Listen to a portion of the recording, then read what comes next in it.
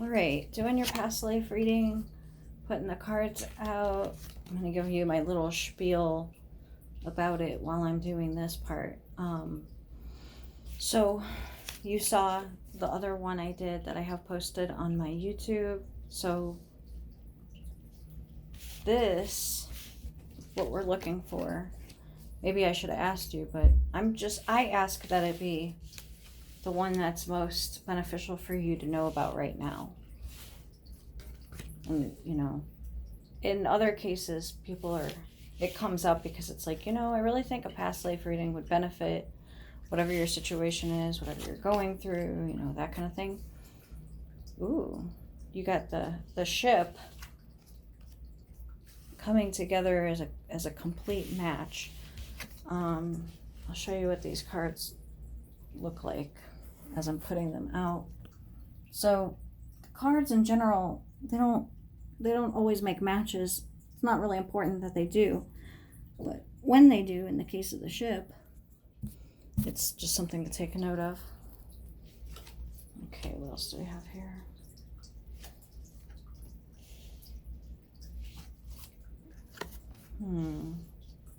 The fox also made an appearance in its completion. And last but not least, these three. I feel like I'm short a card. Okay.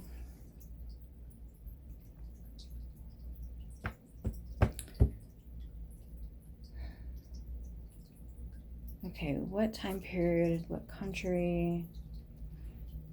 This feels like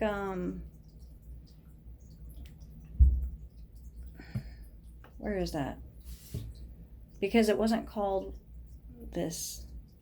It's like Serbia or something, somewhere frozen. And even like all year round, always snow. So this feels like where you're from. And you did not want to stay there from a young age. You knew that. You're like, I'm getting the hell out of here as soon as I can. You met somebody which kind of threw a wrench in your plans. And you were planning on going, and then when you met this person, you changed your plans and you stayed longer. And then you were kind of obligated to that life because I think you ended up starting a family and having a home and that sort of thing. So you always kind of had this feeling like of, what is it? What is the exact energy? Not regret, but kind of like that's an aspect of it.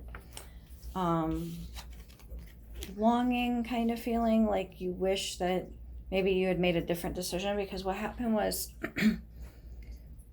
things were all great until you were kind of stuck. And then once you were stuck, you were like, oh, I wish I didn't choose this. I wish that I had chose the other life that I had already planned on. I wish I went ahead and did that. So you regretted your decision, and you would be like, if I could go back and redo things, I definitely would.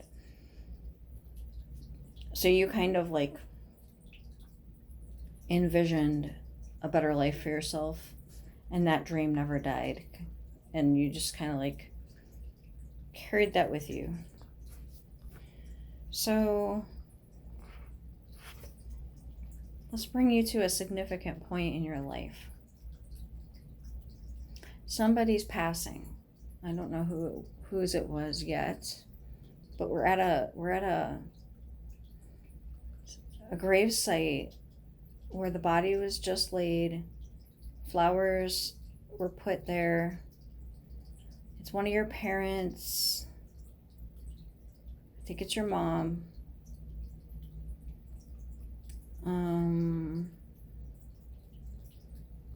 You took care of her as she had declined in her health. Your mother in that life was kind of mean and bitter, which contributed to why you wanted to leave. It wasn't just that you didn't like the weather, the climate. It was a lot of things. It was a small town, like just the whole deal. So after you attended this ceremony, you went home and you got into a big argument with, I'm conflicted on if you were the man or the woman, honestly. Yeah, you were the man. Okay, I just wanted to make sure before I said it. Okay, so you were the male in this life, and you went home and you got into a big argument with your wife. I think she started it. Or she didn't start an argument, but it was something she said that set you off. It was something about your mother. It wasn't something you disagreed with. It was true. But because she said it and you were already kind of emotional, and even though you knew what she said was true, you used it as an excuse to start an argument. She left you and took the kids unexpectedly. I don't know if it was right then, but it's just, that's coming up now. That it's like it was coming for a long time. And then when this happened, this was just a significant moment in time that contributed to the overall vibe of your relationship with each other. It just showed, it just exposed any kind of weakness that was already maybe not as well known. All right, so what did you do after that? I see you trying to mend things after some time went by, because you kind of realized what, like maybe you had taken some things for granted and you wanted to mend that. So what else is significant?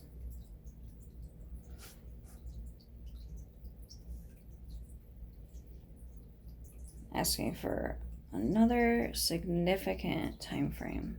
Let me check tarot. I'm getting a blank. Okay, you ended up never going and doing what it was you initially had wanted to do.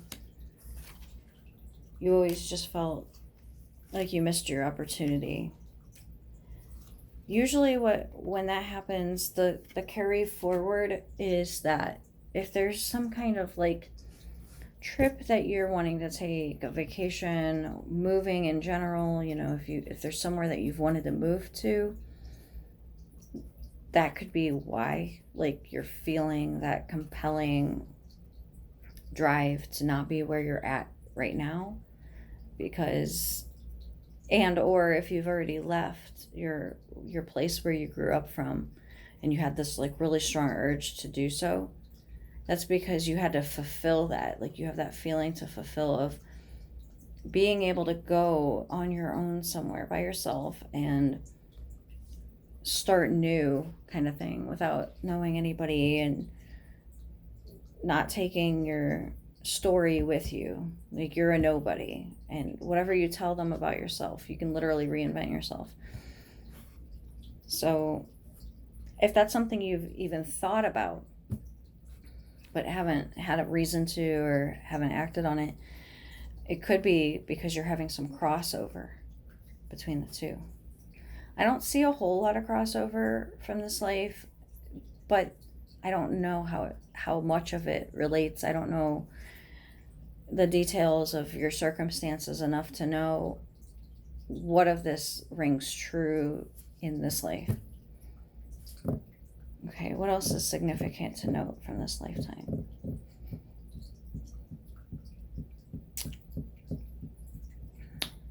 You were an author. Something that you wrote exists still to this day. You could potentially read something that you wrote because it was kept and passed down, and then it became like a physical copy, or not a physical copy, but it was like reprinted in a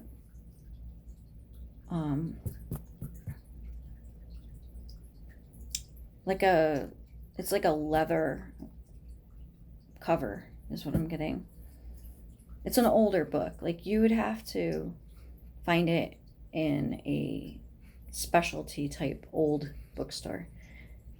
Ironically, if you have one of those kind of bookstores that you can think of and you're like, oh, I know of one, especially if you've been in one and you kind of felt like this weird feeling, like maybe possibly just some kind of weird connection to what I'm saying right now, then, like, say you had a thought like, what if I had written a book in a past life and it was here?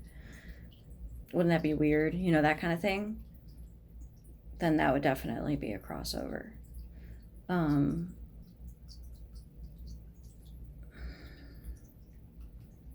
trying to narrow down what it was about, but it's something like not important. It's something like maybe farming, or I don't know. I'm not really sure. But it does have something to do with the cold climate and how it feels like it's like a guidebook or instructions for something. Medicine. Usually I can move on from a topic, but this one I keep getting stuck on. So some kind of medicinal guidebook of the region. And it had, the reason why I thought farming was because it has like herbal stuff in it that you would get most likely from your own garden, some of it, or that you could grow in your own garden. But it had to be, it was of the region because certain things would only grow during certain times. So it was like how to store things throughout the year so that you can use them year round. And it was like remedies, like if you got a burn, you'd make this remedy and you'd put it on the burn. And the only reason why I can think that they're being so specific is so that maybe if you know about this book, or if you end up at some point coming across it, that would be really cool. Okay, let me see what else I get. So another significant time and or something that'll help you. So I'm being brought to you being in old age, and you were very fit throughout your life, and so in old age you were able to be still active, like you were able to get around and do what you got to do, take care of yourself, you know, that sort of thing.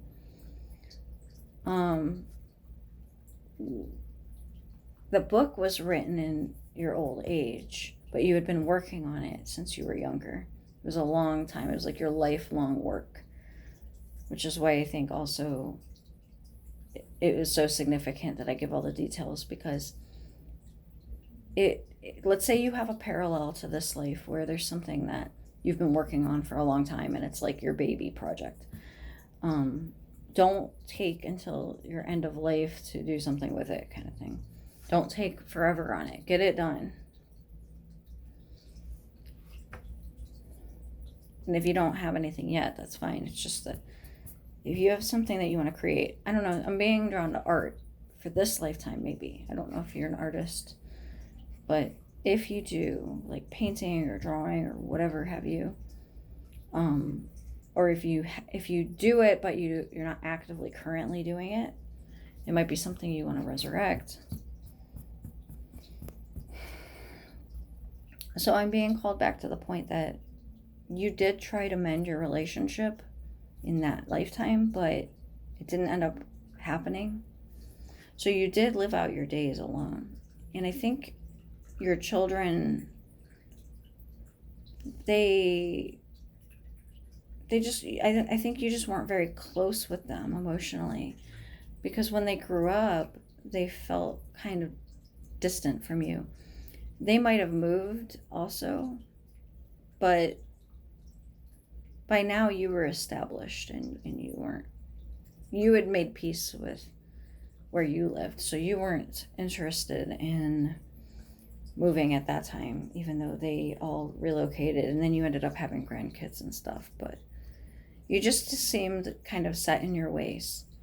So if you tend to do that now, there's a crossover with that life too. If you kind of like either settle in circumstances, or you make peace with things, you justify them for your own self as to why you're okay with it, even if you could very well make your circumstances better, but you just choose not to, out of it either being easier, or you're just like too lazy to, or you figure like, what's the point, that kind of thing. I think that could use some improvement. Like, you don't want to repeat that kind of getting in a rut from this other life if you're doing that now. And then I think on some other things, well, one of the other things that he had, you had in this life earlier on, is you were very impulsive. So if you notice you're having impulsivity as well, it's like you kind of go back and forth between the two things. There's a link to this life too, because the impulsivity was, he was going to go, before he met this woman, he was going to go and live his life, and he didn't know where he was going to end up. He was just kind of going aimlessly with no goal in sight, and just kind of see where the wind blew, see where he ended up. And then what he thought he was going to do was find a woman there and marry and settle down, like somebody who was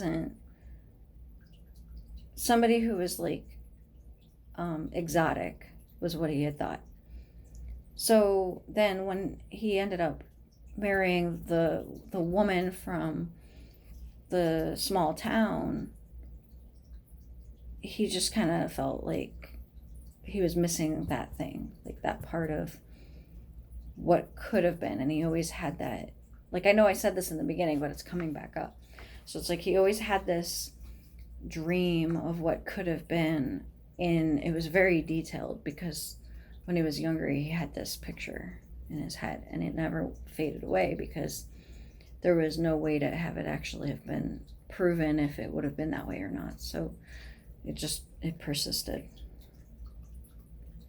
and made him like bitter in the relationship, which contributed to why when he tried to reconcile, she was like, no, I'm good. And it affected his parenting, and why the kids were kind of more distant from him than would have been ideal. So when you tap into a life like this, where there's a lot of lessons, one of the things to do is you want to like have closure with this life and seal it up. So you already can see during the reading that there was a lot of lessons, but usually at the end of when you're doing a reading like this, you want to ask, what lesson can I take from this life that I could apply to my current one? Another question you ask is it doesn't matter, but it's like when you're doing a past life regression and you're the one actually regressed, usually we'll ask you, okay, we're going to go to the day that you died. We're going to go to the moment of your passing. And then usually you'll be in that trance state. You'll go there. And then if you're physically distressed, then it's, okay, so we're going to take away your emotional distress. We're going to take away any physical sensations you're having. And then usually the person will visibly calm down and they'll take a breath and they'll relax. And you say, okay, so describe what's going on. Well, the only reason I would be prompted to say all that is because in this life you must have had a pretty traumatic experience. Now remember, I had said I saw you as an old person and you were very fit, but you ended up getting sick and you had a hard time breathing at the end, and ultimately that was the way you had passed in this life, was being very, very short of breath due to your illness. And so had this been like a regular regression, you would have probably been visibly having a hard time breathing until the prompt would have been given to subside anything like that. So then, okay, so this is what you would say: I'm having a hard time breathing, I'm sick, I'm laying in a bed, nobody is around me except I see there's somebody around you that is caring for you. It's a woman, but it's not like family or anything. It's somebody who, you had money, so you had enough money to have somebody who cared for you in your passing. You were buried next to your mother in that same area where she was.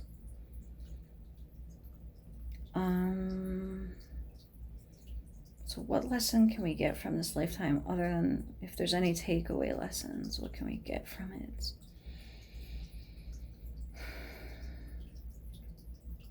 Nothing's coming to me off the top. You might get something from it though, You might be able to identify with the lessons in order to, I'm definitely getting the indication that you'll be able to do that. With the Two of Swords, it's like you being able to tap into the intuition of it, what's behind the scenes. So present life, something to do with your work. It's like you're working too hard for a result that isn't going to get you anywhere long term. It's like working every day for somebody else who's basically profiting off of your hard work. But I don't see you really being able to grow from it. I don't see you like in the long run it being what's best for you.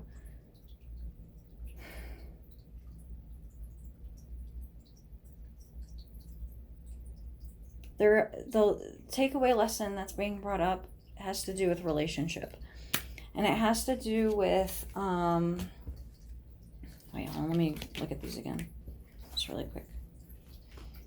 Okay, so it has to do with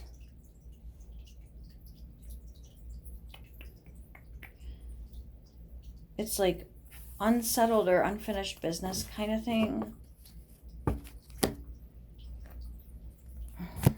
See if I can get a little more detail, because I do feel it's connected to the person.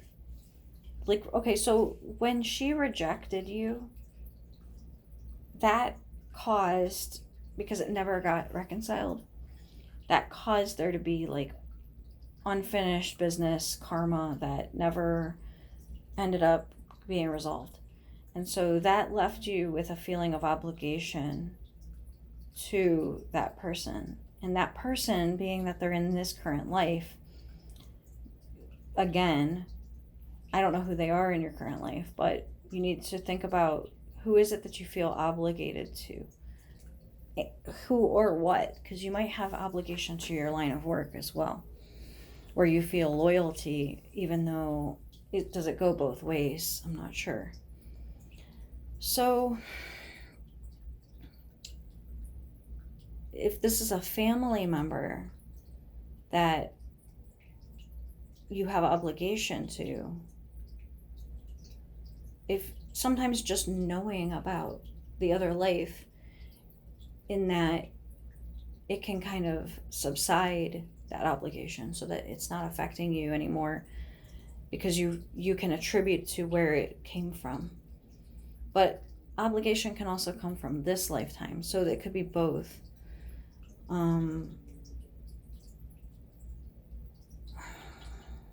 If you have an obligation to stay put somewhere, an obligation to take care of somebody, obligation to, I don't know, I'm trying to think of what else it could be,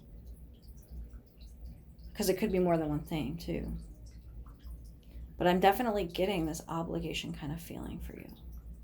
So there's something there to it that needs to be addressed. And I think you said you got the blind spot oracle cards. So I would pick a card. In fact, hold on, I have them with me. Okay, so I would ask this. That one jumped out, but I don't know if that's a fluke or not. It's card number 1, which is your fear. So let's see what this says. Okay. If you've drawn this sigil, the thing preventing you from clearly seeing the reality of the situation at hand is your own fear. By its very nature, to fear is to push something or someone away from you. This is why fear is the number 1 most isolating experience on the planet. The more fearful we are, the more alone we are. It's important that we come to recognize what all our fears are about in order to both understand our reaction and choose how to respond to fear.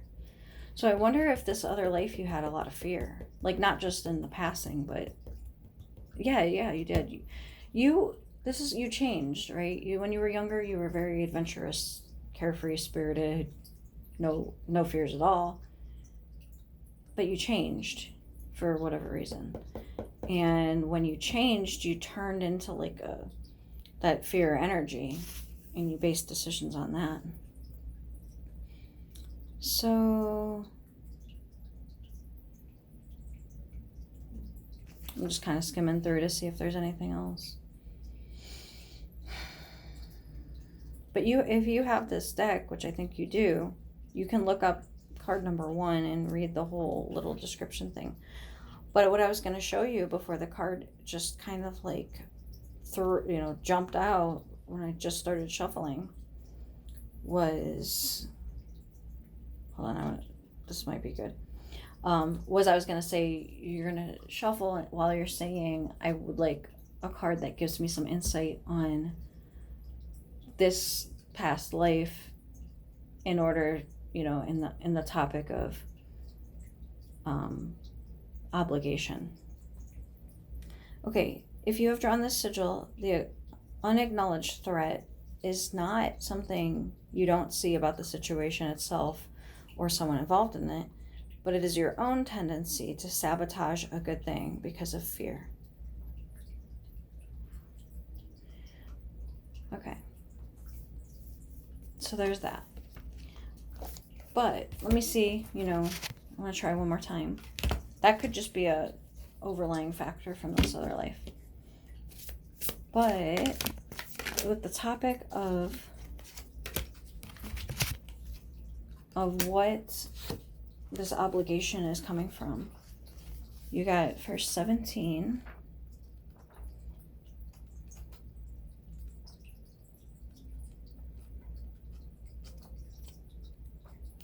Okay, 17. Blame. Yeah, you definitely blamed, like you were mad at the world in that life about how you never got to live your life the way you had envisioned. Even if you didn't 100% admit that, it was internal. Oh, here's this other one, the comfort zone. So this is about you just basically settling into things that are familiar and predictable and safe. So these are all things that are a crossover between that life and this one to recognize.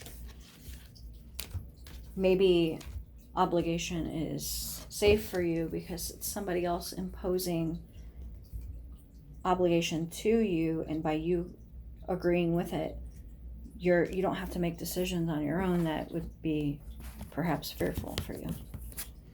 So it's like the easier way to do things. Okay.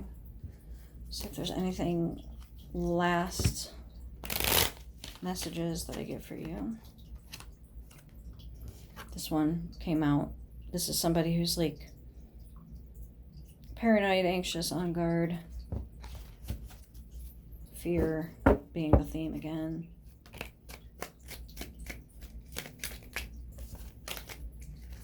Definitely connected to the other life. I'm not for sure that it's this life that has that big element to it.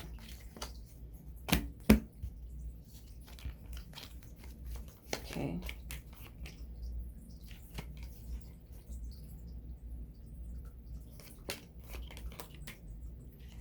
Yeah. These last cards don't really feel like anything.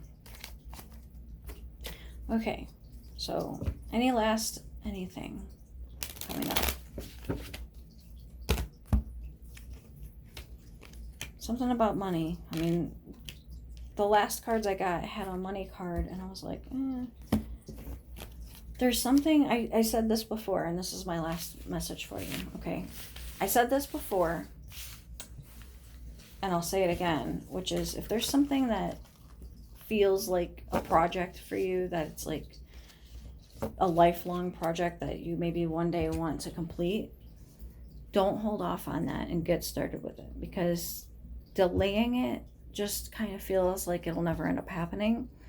Whereas if you put steps for it, get it going, get started, it could actually be profitable for you.